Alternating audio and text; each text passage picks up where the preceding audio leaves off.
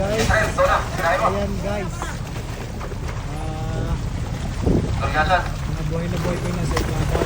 Pero pagka sila, kukulang na sila ng oxygen, hindi na makalangoy, namamatay na yung karamihan sa ilalim.